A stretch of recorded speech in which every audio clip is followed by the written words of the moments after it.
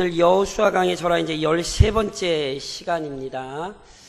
하나님께서요, 아브라함에게 약속하신 대로 이스라엘이 큰 민족이 됐죠. 큰 민족이 되기만 했나요?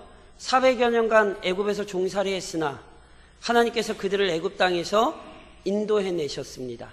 물론 이스라엘의 어리석음 때문에 광야에서 40년을 보냈죠. 그러나 하나님은 그 시간마저도 훈련의 시간을 삼으셔서 약속하신 가나안 땅에 들어오게 하셨어요. 그리고는 이제 본격적으로 가나안 전쟁을 시작했습니다. 그 첫 싸움은 바로 여리고성이었습니다. 여리고성은요, 요단강 건너면 바로예요. 그러니까요, 실은 광야에서 들어올 때 요단강 건너서 바로기 때문에 가나안 땅의 입구이기도 하고, 여리고성은 아주 강력한 성읍 중에 하나였습니다. 그런 의미에서 이미 말씀드렸듯이 이 첫 전쟁은 이스라엘에게도 중요하고 가나안에게도 중요해요. 이스라엘 백성 입장에서 생각을 해보세요. 이제 본격적으로 전쟁이 시작된단 말이에요. 그런데 그 전쟁에서 고전한다든가 또는 그 전쟁에서 이스라엘이 대패한다든가 이렇게 생각해 보세요. 아유, 그러면 마음 무너질 대로 무너지는 거예요. 기껏 고생해가지고 요단강까지 멋지게 건너고 막 그러고 왔는데 할례 행하고 막 유월절을 지키고 막 여호와의 군대장 대장 찾아와가지고 막 사기가 충천한데 첫 전쟁에서 져버리거나 뭐 고전하면 뭐 이스라엘은 뭐 말할 것도 없어요. 가나안 사람들 입장에서는요, 별 얘기를 다 들었거든요. 애굽왕 바로의 그 세력을 꺾고 홍해도 건넜지요. 자기들 앞에서 요단강도 건넜지요. 광야에서는요, 바사낭 옥과 시온 막 이런 거 다 물리쳤지요. 그래서 마음이 물처럼 녹았잖아요. 그런데 자신들의 첫 관문인 여리고성이 잘 싸워줬다고 생각을 해보세요. 가나안 사람들은요, 그럼 이스라엘 우습게 알아요. 아, 뭐 우리가 이제 걱정할 필요 없겠네, 이렇게 된다니까요. 이런 의미에서 하나님은 이 전쟁을 사람이 상상도 할 수 없는 방식으로 이기게 하셨어요. 그것을 저랑 지난 주간에 살펴보셨죠. 그게 뭐였습니까? 쉽게 설명드리면 법궤를 중심으로 하여 여리고성을 6일 동안은 하루에 한 바퀴씩, 7일째는 7바퀴, 합이 7일 동안 13바퀴 돌고, 그리고 나팔 불 때 고함 한번 신나게 한번 지르는 거예요. 그랬더니 성이 무너졌어요? 안 무너졌어요? 무너졌죠. 이거는요, 전략도 아니고 전술도 아니라니까요. 그래서 히브리서 기자는 이걸 한마디로 뭐라고 표현했다고요? 믿음이라고 표현했다고 말씀드렸죠. 믿음으로 여리고 성을 도니 성이 무너졌고, 이건요, 믿음으로 승리한 거예요. 특별히 그 장면은 우리에게 믿음이 뭔지를 설명해 준다 그랬죠. 법궤를 중심으로, 즉 하나님이 언제나 우리와 함께 하신다, 이게 믿음이에요. 하나님께서 말씀하신 대로 13바퀴 돌고, 소리치라니까 소리치고, 13바퀴 돌 동안은 입 다물고 있으라니까 입 다물고 있었죠. 믿음은 말씀대로 순종하는 거예요. 13바퀴 돌면 분명해지는 게 제가 있다 그랬죠. 13바퀴 돌면 뭐가 분명해지냐면 여리고성이 얼마나 강한지를 정확히 깨달아요. 아, 이건 우리 능력으로 도저히 못 무너뜨리는 거야. 13바퀴를 그래서 돌리시는 거예요. 그런데 그 성이 무너졌죠. 하나님이 원하시는 믿음이란 내가 잘났다라고 생각을 하는 게 아니라 나는 얼마나 연약한지를 깨닫는 거예요. 그러니까 하나님이 안 도와주시면 못 산다, 이거 아는 게 믿음이라니까요. 게다가 그 마음을 끝까지 끌고 가야 돼요. 12바퀴째 안 무너졌어요. 금도 안 갔어요. 소리도 안 나고. 13바퀴 다 돌고 나서 나팔 불 때, 소리 칠 때 무너지는 거예요. 하나님이 원하시는 때가 있어요. 그때까지 인내하셔야 돼요. 인내가 없으면 그건 믿음이 아니에요. 그러니까 이렇게 이스라엘 백성은 이겼어요. 어떻게? 믿음으로. 그래서 보세요, 뭐가 확인됐냐면 여리고성이 믿음으로 무너지고 나자 우선 하나님이 영광 받으셨죠. 하나님이 정말 얼마나 전능하신 분인가. 이스라엘 백성은 뭘 깨달아요? 아, 역시 순종하면 산다. 그러니까 앞으로도 그걸 하나님 깨닫게 하세요. 아, 여리고성 순종할 때 무너졌던 것처럼, 앞으로의 모든 싸움도 뭐 하면 돼요? 순종하면 돼요. 가나안 사람들은 무슨 생각했겠어요? 큰일 났구나.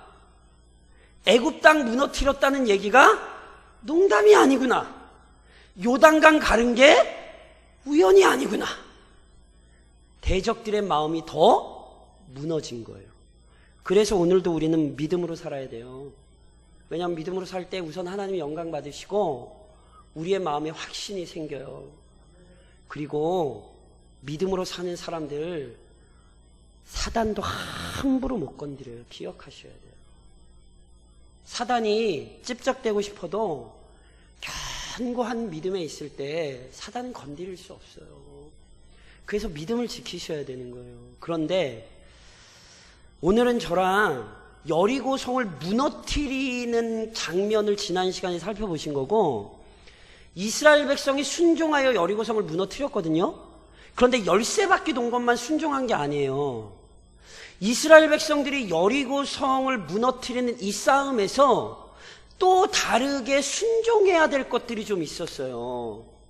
우선 오늘 저랑 읽으신 본문에 보면 여리고성 도는 것만큼이나 순종해야 되는 게 있는데, 그게 뭐냐면 라합과 그의 가족을 보호하는 거예요. 라합의 이야기는 우리가 2장에서 이미 살펴보셨습니다. 그렇죠? 요단강을 건너기 전에 여호수아가 두 사람의 정탐꾼을 보냈죠. 그 정탐꾼들이 여리고성 사람들, 가나안 사람들에 의해서 첩보가 들어가지고 들어왔다는 사실을 알았어요. 그 정탐꾼 잡으러 막 돌아다녔죠. 그때 누가? 라합이 살려줬죠. 왜 살려줬어요? 라합은 분명한 믿음이 있었어요. 하나님이 이 땅 너희에게 줬다. 너희 하나님이 진짜 하나님이다. 라합은 믿음으로 정탐꾼 살려준 겁니다. 그래서 정탐꾼을 살려줬을 때 라합이 이스라엘의 정탐꾼들과 언약을 맺자 그러죠. 내가 너희 살려줬으니까 너희도 나에게 선을 베풀어라. 그래서 실제로 정탐꾼들이 어떻게 했어요? 하나님의 이름으로 맹세했어요. 내가 우리 선대했으니까 우리도 여호와의 이름으로 맹세하여 선대하겠다. 대신 가족들 너희 집에 다 모아놔라. 그러면 우리가 여리고성 점령할 때 너희 가족은 살려준다. 대신 다시 한번 얘기하지만 밖에 나가 있는 사람은 안 살려준다. 집에 다 모여 있어라 그랬어요. 그래서 다 모여 있었겠어요? 안 모여 있었겠어요? 그렇죠. 다 모여 있었죠. 그래서 들어가면서 잘 보세요.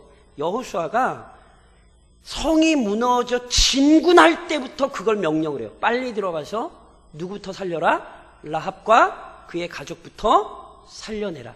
이 장면을 주목하셔야 된다니까요. 가나안 전쟁을 자꾸 오해하시는 분들이 있어요. 무슨 얘기냐면 가나안 정복 전쟁은요 그냥 사람 죽이는 전쟁이 아니에요. 앞서도 계속 말씀드렸던 것처럼 가나안 족속을 멸하는 건 하나님의 심판이에요. 하나님께서 그이들의 죄에 대해 심판하시는 거지, 이스라엘 백성이 그냥 자기 땅 차지하려고 사람 죽이는 거 아니에요. 그렇게 생각하시면 큰일 나요. 이스라엘은 하나님의 심판의 도구가 돼요. 그들에게 하나님의 심판을 행하는 것뿐이에요. 그런데 이스라엘은 심판만 행하는 게 아니라니까요. 이스라엘은 그 가나안 땅에도 있는 하나님의 백성들을 살려내야 돼요. 그래서 성이 무너질 때 들어가서 라합과 그의 가족 끌어내는 거예요. 게다가 특별히 약속했잖아요. 누구 이름으로 약속했어요? 하나님 이름으로 약속했잖아요. 그래서 이게 중요한 거예요. 이거 안 하면 안 돼요. 왜냐하면 하나님께서 이스라엘을 보호하시는 것처럼 이스라엘은 하나님의 이름으로 걸었던 보호를 반드시 해줘야 되는 거예요. 만약에 안 그러면 안 돼요. 왜냐하면 이것은 하나님의 신실하심과도 관련되어 있고 이스라엘 백성과의 정체성과도 관련되어 있기 때문에요. 그래서 이 약속은 목숨을 담보하여 지켜야 되는 거예요. 그래서 특별히 누구에게 시켜요? 정탐꾼에게 시켜요. 왜냐하면 누구보다 그 집을 잘 알고 누구보다 그 사람들을 잘 알기 때문에, 누구보다 잘 이끌어낼 수 있으니까. 그래서 보세요. 교회의 이야기라고 제가 누누이 말씀드리죠. 이 이야기는 교회의 이야기예요. 우리가 이 시대에 행하는 일이 뭐예요? 교회는 하나님의 심판을 선언하죠. 하나님의 말씀 떠나면 죽습니다. 하나님 떠나면 생명 없습니다. 교회는 심판의 메시지를 전하죠. 그러나 동시에 교회는 뭐 해야 돼요? 살려내야 돼요. 이 지역의 라합과 같고 라합의 가족과 같은 자들을 끌어내야 되는 거예요. 하나님께서 그 사명을 교회에게 맡기신 거라니까요. 심판의 메시지를 전할 뿐 아니라 하나님의 백성들을 찾아내고 건져내야 되는 거예요. 특별히 신실해야 돼요. 하나님의 사람들이 믿을 만한 사람들이 돼야 돼요. 세상 사람들이 볼 때 아유 나는 저럴 거면 하나님 안 믿어. 이게 참 가슴 아픈 거예요. 세상이 워낙 하나님을 싫어하니까 교회를 미워하고 그래서 교회를 향하여 욕하는 것도 있지만 우리가 잘 아시는 것처럼 한국교회가 신실하지 못했어요. 무슨 얘기예요? 세상 사람들에게 유익을 세우지 못했어요. 하나님의 신실한 백성들로 이 세상 사람들에게 신실함을 보여줬어야 되는데 교회가 그러지 못했다고요. 그래서 실은 한국교회가 욕먹고 있다는 거 우리 알잖아요. 그러니까 이 사실을 다시 되잡아야 된다니까요. 하나님의 사람들은 신실해야 돼요. 믿을만 해야 돼요. 제가 누님이 말씀드린 것처럼 예수를 잘 믿는다는 건 사람이 사람다워지는 거예요. 그냥 단순히 기도 열심히 하고 성경 많이 알고 이게 아니라니까요. 사람이 사람다워져야 돼요. 이 지역에 있어서 이 지역 사람들이 대광중앙교회를 볼 때 그래도 대광교회 성도들은 믿을만 하지. 이 이야기를 틀어야 하는 거예요. 이것을 위해 오늘 우리가 힘써야 되는 거예요. 이게 지금 그걸 가르치는 거예요. 라합과 라합의 가족을 신실하게 살려내었던 것처럼 우리 교회가, 이 시대의 교회들이 그렇게 영혼을 살려내되 신실하게 그 의무를 감당해야 되는 거예요. 더 나아가서 또 순종해야 되는 게 있는데 그게 뭐냐면 여리고성을 온전히 진멸해야 돼요. 오늘 저랑 읽으신 이렇게 18절로 19절에 보면 저 그냥 보세요. 저 보세요. 바친 물건이라는 말이 나요. 바친 물건. 그러니까 실은 뭐가 바친 물건이냐면요. 여리고성 전체가 바친 물건이에요. 이거는요. 율법에 나오는 용어예요. 레위기 27장에 보면 나오는 용어인데 이거를 보통 저희가 헤렘이나 케렘이라고 발음을 하거든요. 그러니까 하나님 앞에 온전히 바쳐진 거예요. 이걸 그냥 저희가 이제 바친 물건이라 그러는데 이게 좀 어려워요. 도대체 바친 물건이 뭔가 그 의미에 대해 학자들이 지금 의견이 좀 분분해요. 그런데 제가 특별히 이 여리고성에서 도대체 바친 물건이 뭔가 많은 견해 중에 제가 딱 두 가지만 좀 말씀을 좀 드리려고 그래요. 우선 바친 물건이란 어떤 의미로 저희가 이해할 수 있냐면요. 하나님의 진노의 대상이 되었음을 의미하는 것으로 이해할 수 있어요. 그래서 보세요. 여리고성 사람들만이 아니에요. 여리고성에 생명이 있는 것 다 어떻게 할게요? 다 죽였어요. 하나도 남김없이 다 죽였어요. 이 바친 물건이라는 거예요. 하나님의 진노의 대상이 됐어요. 그러니까 보세요. 하나님의 진노의 대상이 돼서 하나님께서 다 죽이시잖아요. 그러니까 보세요. 하나님의 진노의 대상이 된 것에 손을 대면 될까요? 안 될까요? 쉽게 설명드리면 부정한 사람이 제가 부정한 사람이에요. 그럼 제가 부정한 제가 이걸 만지면 이 물건이 어떻게 되죠? 부정해지죠. 사람에게 접촉하면 그 사람 어떻게 되죠? 접촉해지죠. 마찬가지. 이게 지금 부정한 거란 말이에요. 근데 내가 이걸 손을 대요. 그럼 내가 어떻게 돼요? 부정해지죠. 그러니까 절대로 건드리면 안 되는 거예요. 왜냐하면 하나님이 진노하셔서 진멸해야 되는데 그것에 손을 대버리면 그 진노가 나에게 옮겨오잖아요. 그러니까 나도 어떻게 돼요? 진멸되죠. 그게 아간 사건이에요. 그게 이제 7장에 가서 다루는 거예요. 그러니까 이게 바친 물건이라 우선 하나님의 진노의 대상이 되었다는 의미가 있는 것으로 보여요. 두 번째 또 하나 이 여리고성에서 중요한 게 있는데 그게 뭐냐면 바친 물건이란 완전히 하나님에게 속한 것이라는 뜻이 될 수 있어요. 그러니까 쉽게 설명드리면 하나님 거예요. 하나님 거. 그러니까 하나님 거에 손 대면 돼요? 안 돼요? 그렇죠. 그래서 요거를 일부 학자들이 이렇게 얘기해요. 하나님께서요 이스라엘 백성에게 원하신 것 중에 하나가 첫 열매 아시죠? 아들 중에도 첫 것은 하나님께 드리고 이스라엘 전체 중에 한 지파 누구? 레위 지파 하나님께 드리고 한 해의 수확의 첫 열매 누구에게 드려요? 하나님께 드리고 이게 율법이 명한 거거든요. 그러니까 첫 거 안 드리면 안 돼요. 반드시 드려야 돼요. 하나님께서 그거 안 드리면 하나님께서 땅에서 그치게 하시네, 끝내버리신다 그랬어요. 그러니까 그 첫 열매는 하나님께 속한 거거든요. 가나안 정복 전쟁의 첫 열매가 뭐예요? 그쵸, 여리고죠. 그래서 이거 건들면 안 된다는 거예요. 이 왜냐하면 이거 완전히 하나님 거거든요. 그러니까 그리고 제가 말해요, 첫 열매를 드린다는 건 모든 것을 다 드린다는 거거든요. 그래서 첫 열매, 11조 다 같은 개념이라니까요. 11조도 어떤 의미라고요? 모든 것이 다 하나님의 것입니다를 표현한 게 10분의 1인 거고, 앞으로 하나님께서 주시는 모든 열매가 다 하나님께서 주시는 겁니다를 표현한 게 첫 열매고, 그러니까 그런 거 건드리면 돼야 안 돼요? 안 된다는 거예요. 그래서 이걸 건드렸을 때 하나님이 진노하신 거예요. 그때 아간이라니까요. 그런데 실은요, 왜 여리고성이 왜 여리고성이 헤렘이 됐는지는 실은 정확히 잘 모르겠어요. 그러니까 저희가 아는 건 딱 하나예요. 뭐냐면, 쉽게 설명드리면 하나님이 건들지 말라 그러는 것 건들면 안 돼요. 이게 여리고성 싸움이었어요.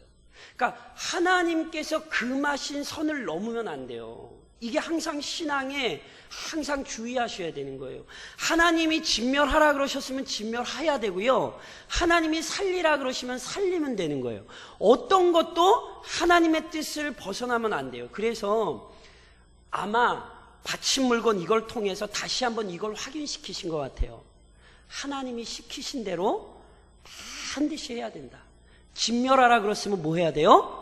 진멸해야 돼요. 그래서 생명이 있는 건 다 진멸했고요, 금은 동철기구, 이건 생명이 없는 거잖아요. 물건이잖아요. 금은 보화잖아요. 이건 어떻게 했냐면 자기들이 가진 게 아니라 여호와의 곳간, 즉 성막에 사용되는 것으로 돌렸어요. 그러니까 누구에게 돌린 거냐면 쉽게 하나님께로 돌려드린 거죠. 이 부분에 있어서도 철저히 순종해야 됐어요. 또 하나 이스라엘 백성이 이 여리고성 싸움에서 순종해야 되는 게 있었어요. 그게 뭐냐면, 저랑 26절 안 읽으셨는데 26절 한번 읽어보시겠어요? 여호수아서 6장 26절 한 절만 같이 읽겠습니다. 여호수아가 그때에 맹세하여 이르되 누구든지 일어나서 이 여리고 성을 건축하는 자는 여호와 앞에서 저주를 받을 것이라. 그 기초를 쌓을 때에 그의 맏아들을 잃을 것이요 그 문을 세울 때에 그의 막내 아들을 잃으리라 하였더라. 아멘. 자, 절 보세요.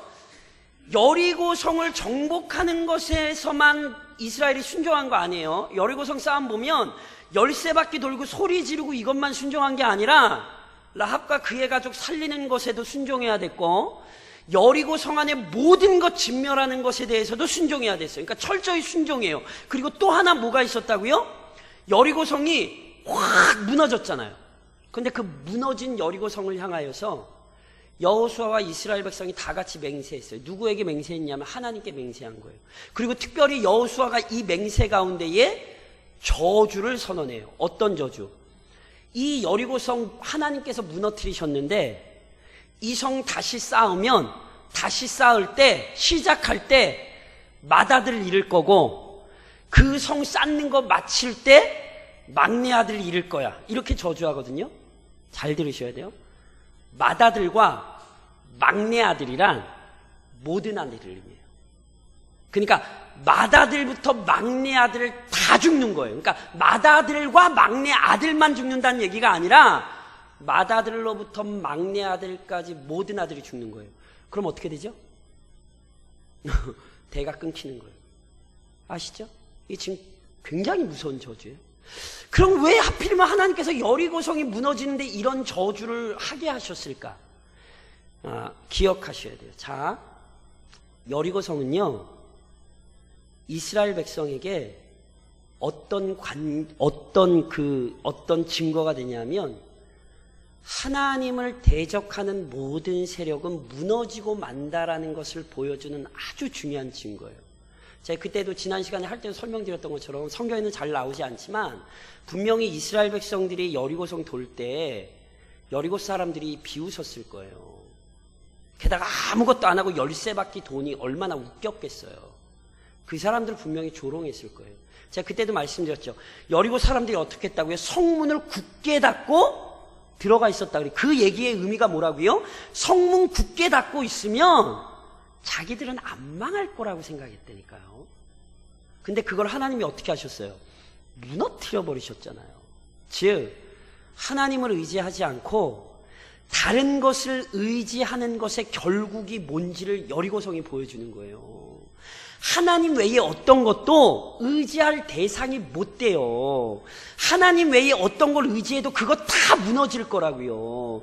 그러니까 그 사실을 이스라엘 백성에게 하나님께서 이렇게 기억시키시는 거예요. 마치 뭐와 같냐 하면 요단강 건널 때 뭐 했죠? 기념비 세웠잖아요. 그렇죠? 요단강 바닥에도 세우고 길갈에도 세우고. 그래서 두 개의 기념비 세워서 뭐 하는 거예요? 하나님이 우리로 하여금 요단강을 건너게 하셨다. 하나님이 우리와 함께하고 계시다. 그거 기억하게 했잖아요. 마찬가지로 기억하게 하시는 거예요. 아하, 하나님 의지하지 않고 다른 것을 의지할 때 다 무너지는구나. 그러니까요, 여리고성을 폐허로 놔두는 거예요. 왜요? 이웃 사람들도 그걸 보면서 아니 저기는 왜 저렇게 무너졌대? 이러고 누가 물을 때마다 뭐라고 얘기하는 거예요? 저게 여리고성이잖아. 저 왜 무너졌는지 알지? 하나님 의지하지 않고 다른 것 의지하면 다 저렇게 되는 거야. 그러니까 이스라엘 사람들에겐 그게 신앙의 교훈이요 증거였단 말이에요. 그러니까 다시 세우지 말라는 거예요. 만약에 그걸 다시 세운다는 건 하나님의 심판도 무시하는 거고요. 하나님 말고 다른 걸 의지한다는 증거가 돼요. 그러니까 세우면 돼요, 안 돼요? 그쵸? 그럼 세웠게요, 안 세웠게요? 그쵸. 세웠어요. 이걸 잘 기억하셔야 돼요. 이게 얼마나 어리석은가 보셔야 돼요. 근데 이걸 언제 세우는지 아세요? 제가 여쭤볼게요. 이스라엘 왕 중에 제일 나쁜 놈. 그러면 누구 생각나세요? 므낫세. 제가 나눠서 물어볼 걸 그랬다. 남유다의 제일 악한 왕 누구게요? 아까 걸 대답. 자, 다시. 아까 뭐지? 남유다의 제일 악한 사람 그럼 누구게요? 므낫세예요. 므낫세. 남유다의 제일 악한 사람 그럼 므낫세예요. 근데 남유다 북이스라엘 통틀어가지고 악한 놈 중에 제일 악한 놈, 이거 성경의 얘기예요. 제 얘기가 아니라. 악한 놈 중에 하여튼 제일 악한 사람 그럼 누구게요? 아합이죠. 언제 여리고성이 세워진지 아십니까? 아합 때 세워집니다. 이거 잘 보셔야 돼요. 아합의 시대가 어떤 시대예요? 하나님을 향한 신앙은 다 무너뜨리고 바알 신앙을 세우던 시대잖아요. 딱 이거예요. 하나님께서 분명한 증거를 주셨거든요. 하나님 말고 다른 거 다 무너진다는 증거를 분명히 주셨는데 하나님 버리고 다른 거 섬기잖아요. 그 증거가 여리고성을 쌓는 걸로 나온다니까요. 그래서요, 베델 사람 시엘이요, 이 여리고성을 쌓거든요. 그러면 하나님 말씀대로 저주가 임했겠어요, 안 임했겠어요? 그래서 임했어요. 쌓기 시작할 때 맏아들 죽고요, 문을 세울 때, 즉 공사를 마칠 때 막내 아들 죽었어요. 하나님의 저주가 철저히 이루어져요. 그러니까 지금도 기억하셔야 돼요. 하나님 외에 다른 거 다 무너져요. 그거를 쌓는 자 잘 들으셔야 돼요. 저주받아요. 그래서 경계하셔야 돼요.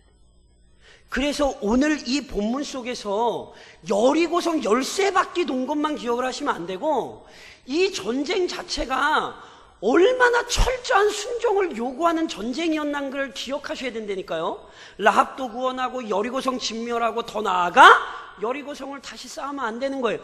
그 모든 것들에 순종해야 한다는 사실을 가르치는 거예요. 그러므로 우리는 순종해야죠. 그렇죠? 그리고 순종할 때 보세요. 순종하는 자는요, 반드시 하나님의 신실하고 위대한 사랑을 확신할 수 있어요. 하나님이 우리에게 원하시는 건 큰일이 아니에요. 제가 누누이 말씀드리잖아요.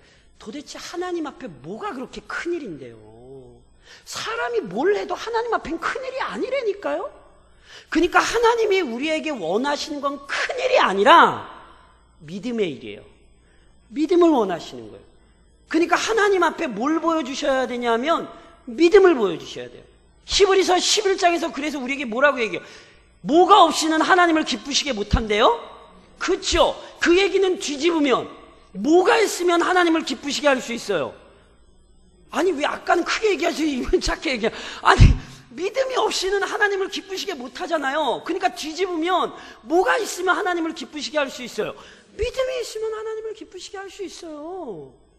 특별히 오늘 본문에서 여리고성이 무너지는 장면에서 믿음의 영광스러움과 아름다움이 어떻게 나타나냐면 여호수아서 2장으로 가보시겠어요? 여호수아서 2장. 여호수아서 2장에 가면 라합 얘기거든요. 그런데 잘 보세요. 라합의 집이 어디 있었는지를 잘 보세요. 여호수아서 2장 15절이에요. 라합 집의 주소가 나와요. 그 주소가 어디냐 하면 저랑 같이 읽으실게요. 여호수아서 2장 15절 같이 읽겠습니다. 라합이 그들을 창문에서 줄로 달아내리니 그의 집이 성벽 위에 있으므로 그가 성벽 위에 거주하였습니다. 아멘이 나오셔야 돼요. 여호수아 2장에서 이미 라합의 집이 어딘지를 아주 정확히 밝혀놔요. 이유가 있어요. 여리고성 어떻게 됐어요? 뭐가 무너진 거예요? 성벽이 무너졌어요. 라합 집 어디 있었어요? 성경이 2번이나 강조해요. 성벽 위에 있으므로 그가 성벽 위에 거주하였습니다. 그럼 라합 원래 어떻게 됐어야 돼요? 죽었어야 돼요. 여리고성 무너질 때, 다 무너져 내릴 때 라합의 집도 무너졌어야 돼요. 근데 무너졌어요? 안 무너졌어요? 어떻게 라합 집만 안 무너졌어요? 그게 믿음의 결과라고요. 이거 잘 보셔야 돼요. 하나님이 얼마나 세밀하게 자신의 백성을 지키시는가를 성경이 이렇게 우리에게 설명하는 거예요. 이 세상이 다 무너져도 그 무너지는 그때에 믿음의 사람들은 영원한 나라를 얻는 거예요. 그게 성경이 우리에게 약속한 바잖아요. 그래서 믿음으로 사셔야 되는 거예요. 이 하나님의 신실함을 기억하시란 말이에요. 아하, 믿음으로 살 때 하나님이 나를 지키시는구나. 믿음이 나를 보호하는구나. 확신하셔야 된다니까요. 그래서 믿음으로 사시란 말이에요. 더 나아가서 세상에서 제일 좋은 은행이 어딘지 아세요? 가장 안전한 은행. 1번 축협, 2번 농협, 3번 정목사, 4번 어디 제일 안전한 은행? 하늘이죠. 자, 아까 말씀드렸잖아요. 모든 것을 다 진멸할 때 생명 있는 걸 다 진멸했는데요. 금은보화 동철기구는요. 여호와의 곡간이란 성막을 위해 사용되는 모든 것을 모아놓는 것을 의미하는 거예요. 거기에 이스라엘 백성들이 다 집어넣었어요. 이스라엘 백성 입장에서 서운했을 것 같으세요? 안 서운했을 것 같으세요? 이렇게 나라면 내가 그때 이스라엘 백성이고 여리고성 막 들어갔어요. 나라면 서운했을 것 같으세요? 안 서운했을 것 같으세요? 이거 너무 정직하시네. 그래서 실제로 아간은 훔쳤죠. 이게 쉬운 일이 아니었어요. 그러니까 이스라엘 백성 입장에서는 좀 마음이 상할 수 있어요. 그런데 하나님이 명확히 하시는 거예요. 내가 너희에게 약속하는 건 저런 금은보화가 아니라는 거예요. 하나님께서 약속하신 건 이 땅에서의 금은보화를 누리며 살게 하시는 게 아니라는 걸 절대 잊지 마세요. 누누이 말씀드린 것처럼 하나님은 필요하면 주세요. 걱정하지 마세요. 이 믿음을 가지세요. 하나님은 필요하면 주실 거예요. 왜 안 주세요? 안 필요하니까. 그것 때문에 시험 들지 않도록 그것 때문에 실족하지 않도록 때로 이 땅의 것들을 허락하지 않으시는 거예요. 특별히 여호와의 곳간에 넣게 하셨잖아요. 그 모든 아쉬운 마음 누르고 여호와의 곳간에 가져가서 넣어야 되는 거예요. 이게 오늘 우리가 사는 방식이랑 동일해요. 하나님께서 주신 모든 것 어디에 쌓으셔야 돼요? 여호와의 곳간에 쌓으셔야 돼요. 그럼 여호와의 곳간의 계좌번호가 뭐예요? 돈 생기면 싸셔야 되잖아요. 계좌번호 아세요?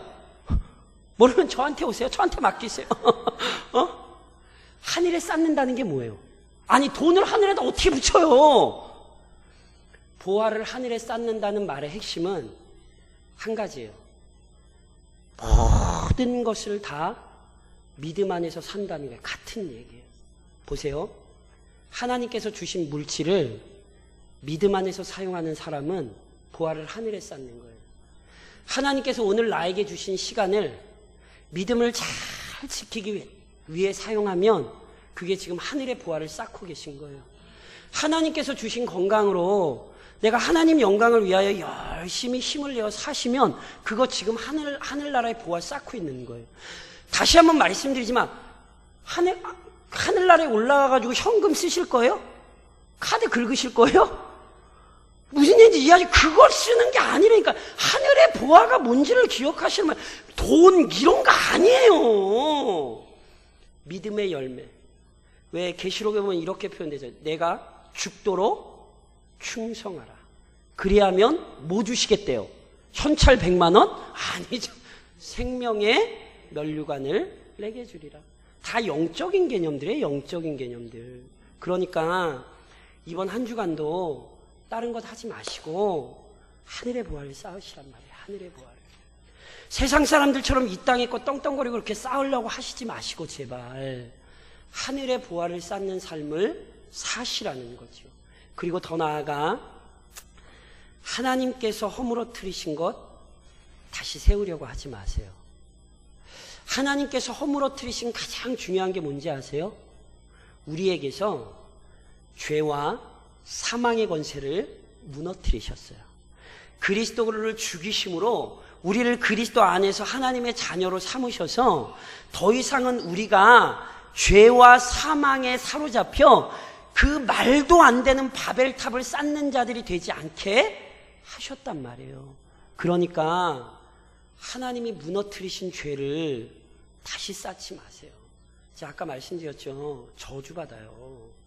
하나님은요, 다시 하나님께서 무너지신 그 죄의 탑을 쌓는 자들을 반드시 저주하신단 말이에요. 그러니까 하나님 앞에 징계받는 자가 되지 마세요. 우리도 하나님 앞에 징계받아요. 다음 시간에 이제 나와요. 이 영광스러운 승리를 거두자마자 징계받아요. 왜요? 하나님이 건드리지 말란 것, 하나님이 쌓지 말란 것, 그거 쌓았거든요. 그러니까 잊지 마셔야 돼요.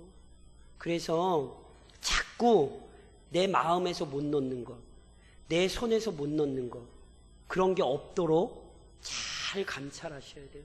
그래서 빨리 그런 것들은 다 내려놓으시는 삶을 사시는 게 지혜로운 거죠.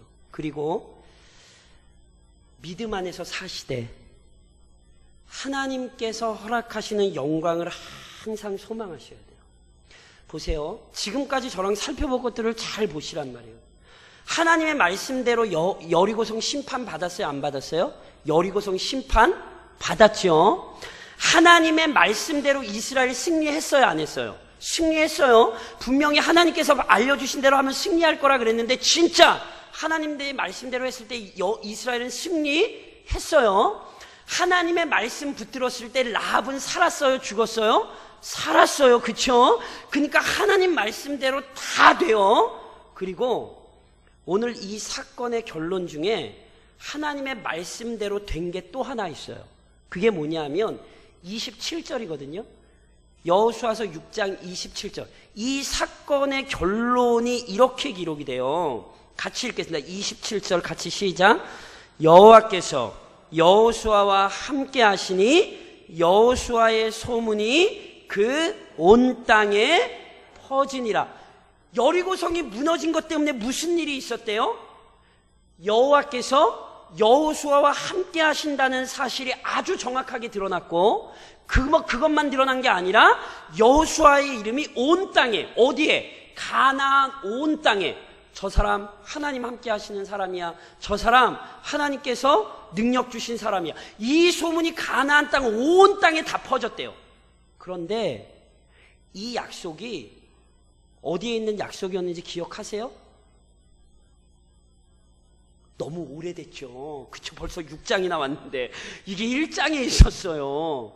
1장에서 이 여호수아서를 시작하며 하나님께서 여호수아 부르면 말씀하시, 너 강하고 담대해.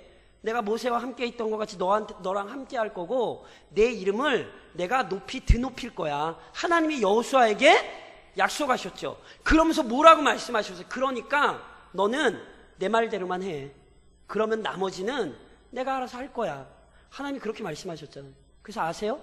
요단강 건너고 나서도 여호수아의 이름이 크게 높임받아요. 이스라엘 백성 앞에 모세처럼 아주 능력의 종으로 서요. 여리고성 싸움 싸우고 나서도 뭐가 된 거예요? 하나님의 그 말씀대로 이루어진 거예요.